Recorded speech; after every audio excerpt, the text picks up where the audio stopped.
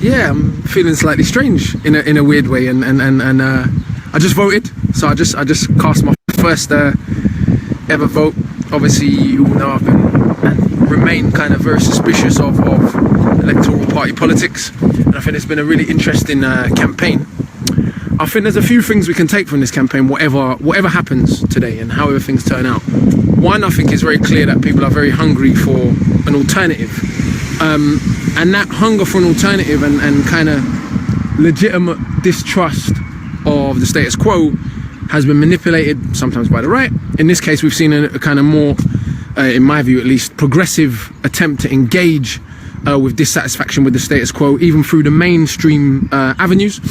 And I think it's clear, despite all the lies of the mainstream media, despite their failure to ask the current Prime Minister very, very difficult, obviously difficult questions, despite the kind of overwhelming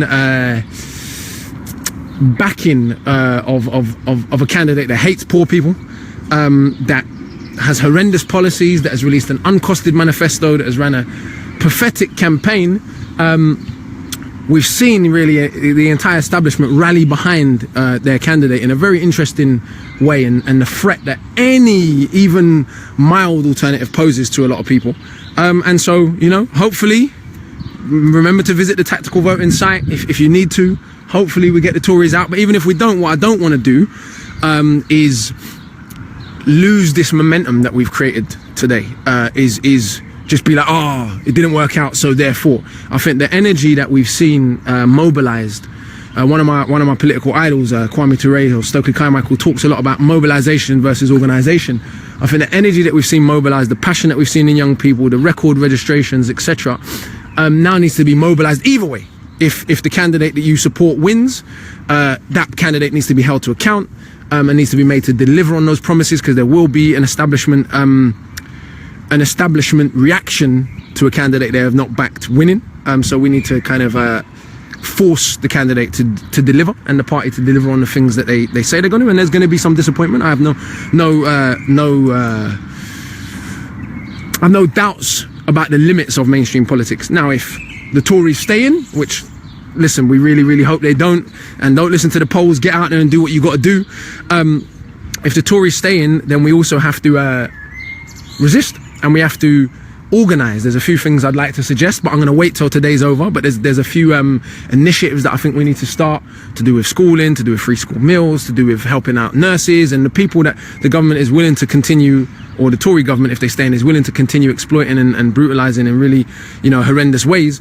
There are ways in which those of us that are in perhaps more fortunate positions but still have or should have progressive politics should be helping and organising. So I really, really think, like I said, it's important.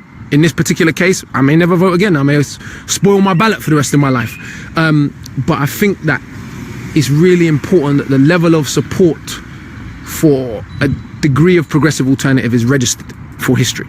Yeah, is registered so people understand that when people are not voting, when people are not engaging with their mainstream political process, it's not out of apathy. It's absolutely a recognition that you people don't like us, you people don't represent us, you people couldn't give a shit about us. So therefore, we're not going to bother wasting our time. The moment a normal, decent, average, normal, decent human beings come along with a progressive record, people have got behind that.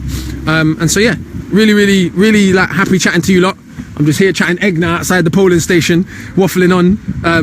But yeah, big up, organise. Oh, last thing, I don't want to hear, if the Tories win, which I'm hoping they won't, get the Tories out, vote tactically, get them out. If the Tories do win, I don't want to hear no English people chatting shit about Americans ever again.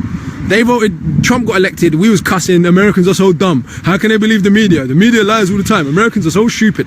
We now have a person who's made it clear she's going to literally hold Donald Trump's hand, that literally she's going to back everything he does. We've had a credible alternative, even more credible than Bernie Sanders, because Bernie Sanders is talking back in US imperialism in many ways. Corbyn hasn't done that. So if we still don't take that opportunity, I don't want to hear no more snobbiness about America. I want everyone to close their gums and just shut them out and focus on fixing our own issues. But big up, get out there, particularly the youngers. If you look at the data, the current data suggestion, I mean, if If all the young people that registered get out and vote, they really, really can make a difference, whether it's to a hung parliament, whether it's to a shock victory, whether it's to reducing the Conservatives' majority. Don't pay no attention to the polls. It is what it is.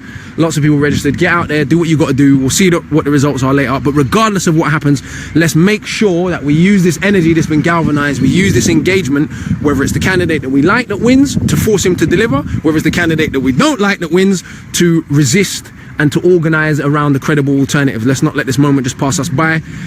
Big up. I'm seeing all the comments coming in. Yeah, I ain't really seen no questions. People are just saying big up, big up, big up. So there's not really any questions for me to answer.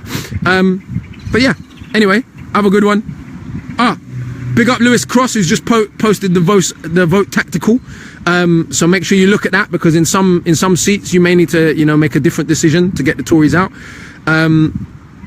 Big up Fabiana, big up Zoe, Anderson and Beverly Buxton and Raj, Shankar, James Hanna, Aidan Quinn. I'm just reading off the names now.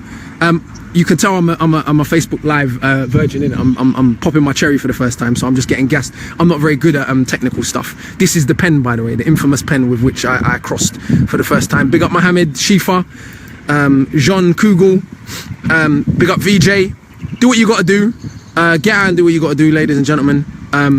Yeah, it's been interesting, and it's been a really interesting process to watch. Last point, one thing that should be fairly obvious if you've been paying any attention this last election is that the British class system is alive and fucking well. The hatred that we've seen for people that are not well off, and no one can say I'm being bitter as a person. In my ends, I'm the working class boy that made it, in it. Rah, rah, rah. I'm saying, you know, I'm not rich people rich, but for my bits, you know, people look at me and say, rah, my man's from around the way. You know, my man never had no electric and grew up on dole just like, you know, the rest of us, and went through certain issues, and look, he's done all right. What amazes me is how people, A, who grew up like we did, and now get to a certain position, can start chatting shit and voting against the very policies that help them, and B, just the astounding hatred we've seen. Like, oh yeah, there's too many free school meals, so let's remove them. Oh yeah, you know, your gran might not be dying quick enough, so let's remove her central heating and do a means test. I mean, the level of class hatred that we've seen over these last 7 weeks, it's just been astounding. And if you haven't seen it, I can't really help you. It's just unbelievable.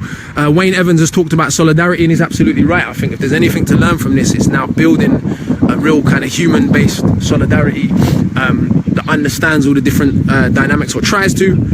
Big up, because I'm just chatting egg now, so I'm going to leave you lot. It's been a pleasure being here. Yeah, encourage young people. Chat to your grandmother or your grandfather if they're you know, if they're still, you know, a bit confused.com because they read The Sun. I love it. Listen, I love my gran. She don't read The Sun. She reads a different paper.